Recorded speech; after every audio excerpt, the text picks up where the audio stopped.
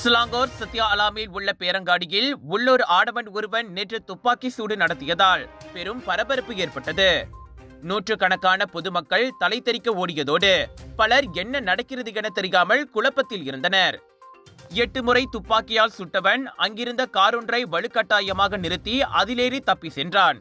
சம்பந்தப்பட்ட காரோட்டி பின்னர் அது குறித்து போலீசில் புகார் செய்ததாக சிலாங்கூர் போலீஸ் தலைவர் டத்தோ உசேன் உமார்கான் கூறினார்.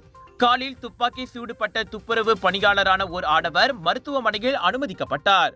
துப்பாக்கி சூட்டை நடத்தியவன் ஒரு குறிக்கோளுடனேயே பேரங்காடிக்குள் நுழைந்துள்ளான். குறிவைத்த நபரை சுட்டவுடன் அவன் தப்பியோடியுள்ளான். இந்நிலையில் சம்பவத்தை நேரில் பார்த்த சாட்சிகளின் வாக்குமூலங்கள் பெறப்பட்டு சந்தேக நபர் தீவிரமாக தேடப்படுகிறான். சொந்த கார் இல்லாததால் அவன் வெகு தூரம் சென்றிருக்க வாய்ப்பில்லை.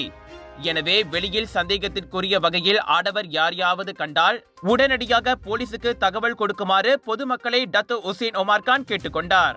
விலையோ மலிவு, செலவோ குறைவு, தரமோ உயர்வு, மனமோ நிறைவு.